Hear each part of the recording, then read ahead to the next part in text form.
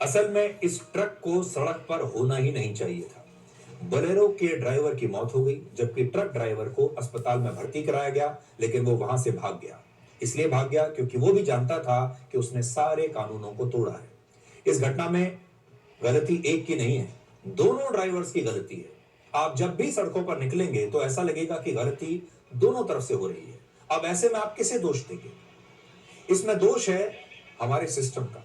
कितनी हैरानी की बात है कि हमने शानदार सड़कें बना ली, लेकिन इन शानदार सड़कों पर गाड़ी चलाने का जिम्मा ऐसे लोगों को दे रखा है जिन्हें ट्रैफिक के नियमों का कोई अंदाजा ही नहीं है। ऐसे लोगों को ठीक से ना तो गाड़ी चलानी आती है, ना अनुशासन है, और ना ही नियमों की कोई परवाह है। ऐसे ड्राइवर अपनी जान के साथ दूसरों की जान भी खतरे में डालते हैं। हमारे देश में काफी ज्यादा ऐसे लोगों की मौत होती है जिसमें गलती असल में दूसरे ड्राइवर की होती है। आपने भी देखा होगा, आप बिल्कुल ठीक सड़क पर चल रहे हैं, लेकिन दूसरे ड्राइवर की गलती की वजह से कई बार जो लोग सही गाड़ी चला रहे होते हैं वो भी दुर्घटना की चपेट में आ जाते हैं। आज हमारी सरकार और समाज को सड़कों पर चल रहे ट्रैफिक को गंभीरता से लेना होगा। जैसे एक गाड़ी अगर गलत हाथों में चली जाती है तो ये उतना ही खतरनाक है जितना ये गलत आदमी के हाथ में बंदूक को दे देना। अब जरा भारत की राजधानी दिल्ली की सड़कों पर क्या हो रहा है वो भी देखिए। पूरी दुनिया में भारत को सबसे युवा देश माना जाता है, लेकिन कुछ युवा पूरे देश के युवाओं को बदनाम कर रहे हैं। इन युवाओं को देखिए, इनके पास लेटेस्ट गाड़ियां हैं, महंगे स्मार्टफोन्स हैं, सोशल मीडिया का इस्तेमाल करते हैं, लेकिन असल में इन सारी चीजों का दुरुपयोग कर रहे हैं। इनके पास सारी सुविधाएं हैं, पैसा है, संसाधन है, लेकिन सबका दुरुपयोग कर रहे हैं। ये युवा रील्स बनाने के लिए सड़क पर खुलेआम स्टंट कर रहे हैं। अब जरा सोचिए, इनमें से अगर कोई भी गाड़ी बेकाबू हो जाए तो कितने निर्दोष लोगों की जान जा सकती है। इन युवाओं को दिल्ली पुलिस ने गिरफ्तार करके इनकी गाड़ियों को जब्त कर लिया है। आज हम आप सबको ये बताना चाहते हैं कि ये लड़के स्टंट वाली रील्स बनाकर खुद को हीरो बनाना चाहते हैं। ये सोचते हैं कि जब वो ऐसे स्टंट करेंगे तो लोग प्रभावित होंगे, इनके फॉलोअर्स बढ़ेंगे और लोग इन्हें हीरो मानेंगे। लेकिन ये असली हीरो नहीं है, क्योंकि असली हीरो वो होता है जो ताकत के साथ संयम बरतता है, ताकत का कहां प्रयोग करना है अच्छे से जानता है।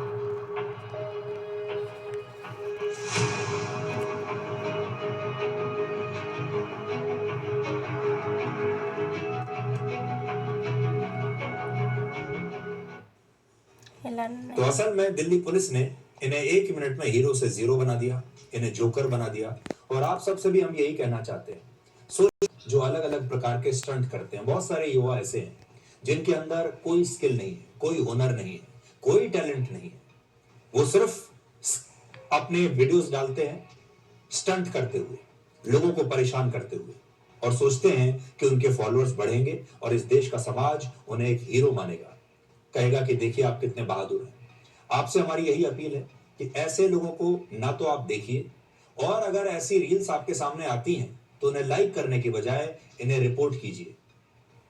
आपके यहाँ जो लोकल पुलिस स्टेशन होगा वहां पर रिपोर्ट कीजिए। आपके यहाँ लोकल प्रशासन जो है उसे रिपोर्ट कीजिए।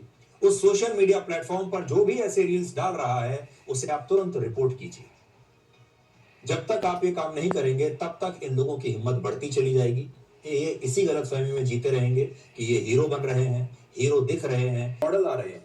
लेकिन हमारे देश के लोगों की जो जिम्मेदारी है यातायात के नियमों को लेकर, क्या वो भी अपग्रेड हो रही है? जवाब है बिल्कुल नहीं। इसीलिए हमारे देश में हर साल सड़क दुर्घटनाएं बढ़ रही हैं।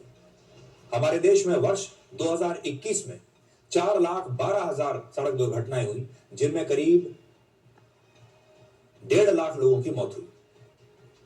अगले साल सड़क दुर्घटनाएं बढ़कर 4,61,000 हो गई, जिनमें 1,68,000 लोग मारे गए। और फिर 2023 में सड़क दुर्घटनाओं में 1,72,000 लोगों की मौत हुई। ये आंकड़े कितने डराने वाले हैं, इसे समझने के लिए अब आप एक तुलना देखिए। हमारे देश में आतंकवाद की वजह से पिछले 25 वर्षों में 23,324 लोगों की मौत हुई, जबकि एक साल में सड़क दुर्घटनाओं में 1,72,000 से ज्यादा लोगों की मौत हो गई। पिछले 25 वर्षों में आतंकवाद से जितने लोगों की मौत हुई उससे 7 गुना ज्यादा लोगों की मौत सिर्फ एक साल में सड़क दुर्घटनाओं में हो गई। फिर भी हमारे देश में सड़क दुर्घटनाओं को लेकर लोग जागरूक नहीं हो रहे। हर रोज आप खबरों में, सोशल मीडिया पर इन बड़ी बड़ी दुर्घटनाओं की तस्वीरें अक्सर देखते रहते हैं।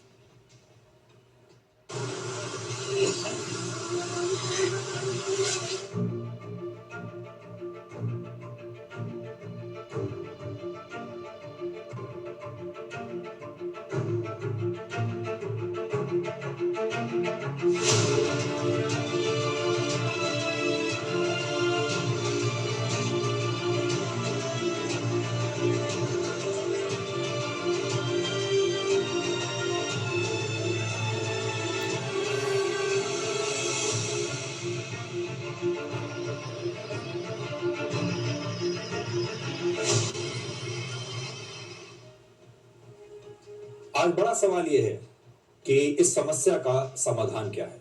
हमारे देश में सड़कों पर गाड़ी चलाना और ड्राइविंग लाइसेंस हासिल कर लेना सबसे आसान काम माना जाता है। ड्राइविंग लाइसेंस बनाने वाले केंद्रों को भ्रष्टाचार का अड्डा माना जाता है। अब भ्रष्टाचार को पूरी तरीके से खत्म करने का समय आ गया है। इसे खत्म करना पड़ेगा। हमारे देश में ऐसे नियम बनाने होंगे जिससे सड़क को कोई खेलों का मैदान ना समझ ले। ये खेल का मैदान नहीं है।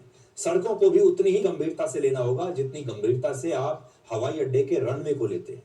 यातायात नियमों में बदलाव करके सजा और जुर्माने दोनों को बढ़ाना पड़ेगा और सख्त करना पड़ेगा, ताकि हमारे देश के लोगों में ये डर रहे। हमारे देश में यातायात के जो नियम है उन्हें बेहद सख्ती से लागू करने की आवश्यकता है। और वो लागू कैसे होगा? परिवहन विभाग और ट्रैफिक पुलिस में काम करने वाले कर्मचारियों पर नकेल कस के इन विभागों को जीरो करप्शन विभाग बनाना होगा, क्योंकि सबसे ज्यादा करप्शन यही होता है। क्योंकि आप जब चालान 5,000 से 10,000 का कर देते हैं और उसके बाद अगर कोई रिश्वत लेकर असल में होता यह है कि जैसे ही आप चालान बड़ा करते हैं, रिश्वत की अमाउंट भी बड़ी होती चली जाती है।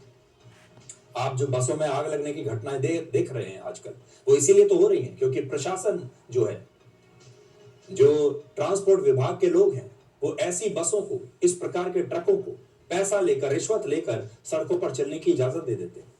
गाड़ी बनाने वाली कंपनियों को अब कुछ नए फीचर्स इंट्रोड्यूस करने पड़ेंगे, जैसे बिना इंडिकेटर दिए गाड़ी ना तो लेफ्ट मुड़े और ना ही राइट मुड़े। गाड़ी तभी राइट मुड़ेगी जब आप पहले इंडिकेटर देंगे।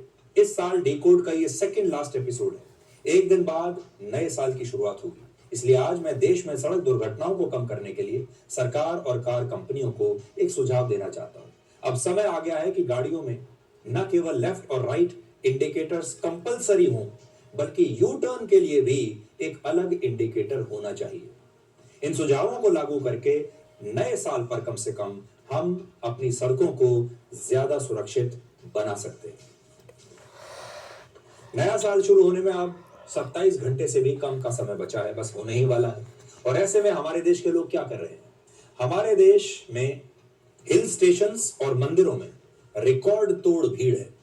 एक तरफ हिल स्टेशंस पर लोग संगीत के साथ पार्टी कर रहे हैं,